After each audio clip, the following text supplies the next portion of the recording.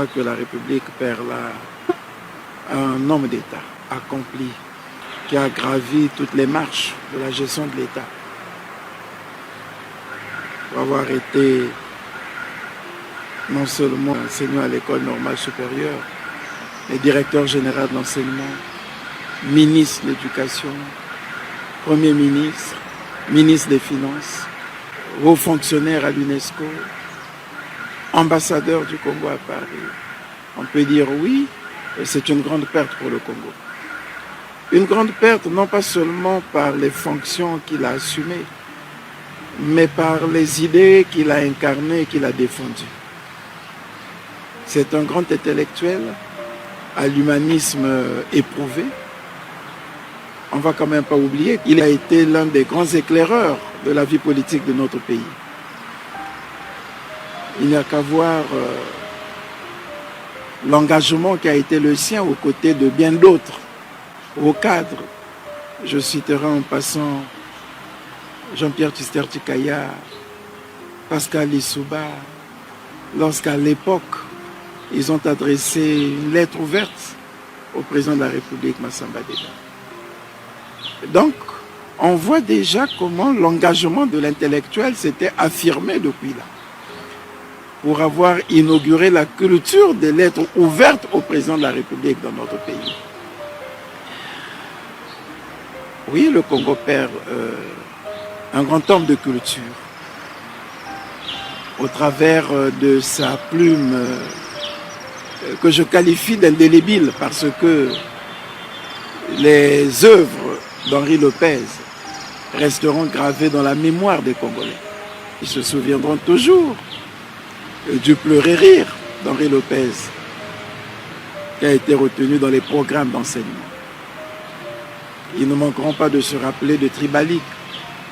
Donc, toute notre jeunesse a été aussi impactée par l'œuvre d'Henri Lopez, comme bien entendu les Trois Glorieuses, cet hymne qui a irrigué la marche de notre pays pendant plus d'une vingtaine d'années. Donc, le Congo perd une grande figure de la vie culturelle, une grande figure de la diplomatie, un écrivain de haut rang et un grand fonctionnaire international, parce que ils ne sont pas nombreux dans notre pays à avoir assumé des fonctions de directeur général adjoint de l'UNESCO. Le Congo perd un homme politique, un homme d'État, d'une probité reconnue par tous.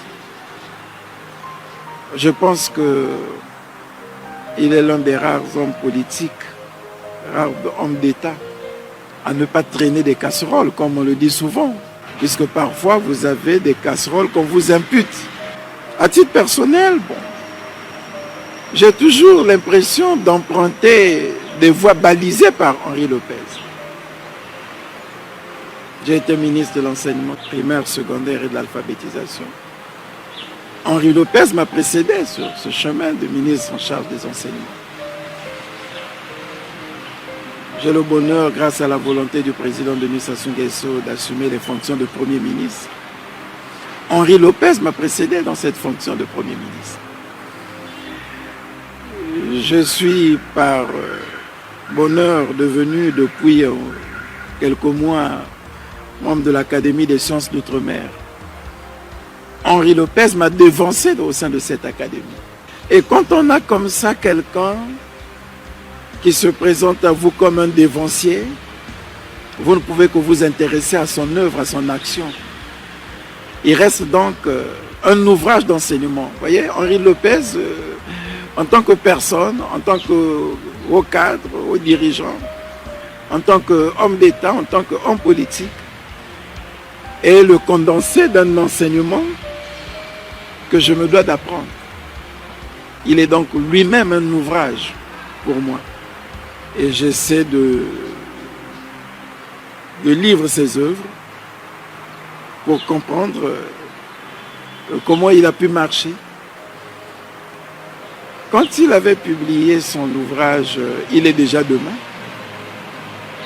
j'étais surpris de retrouver dans la relation des faits, en tant que ministre en charge des enseignements à l'époque, il soulevait les difficultés que nous rencontrions encore jusqu'aujourd'hui.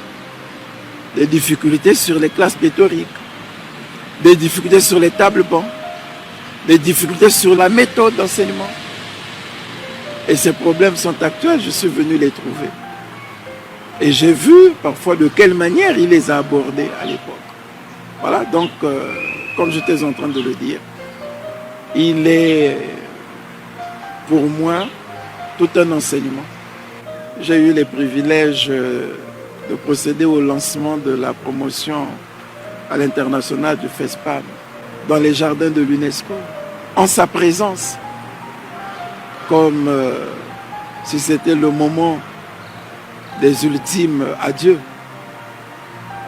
Oui, j'étais heureux ce jour-là de le retrouver là, heureux de le voir célébrer ce moment avec nous. Lui qui est un homme de culture, lui qui est un amoureux de la musique, du jazz, de la rumba. Nous étions donc heureux de le retrouver ce jour-là. Nous venons donc de perdre un intellectuel d'un humanisme très éprouvé, d'une probité établie et reconnue. Je prie simplement que son âme repose en paix. Henri Lopez est parti, mais son œuvre reste avec nous.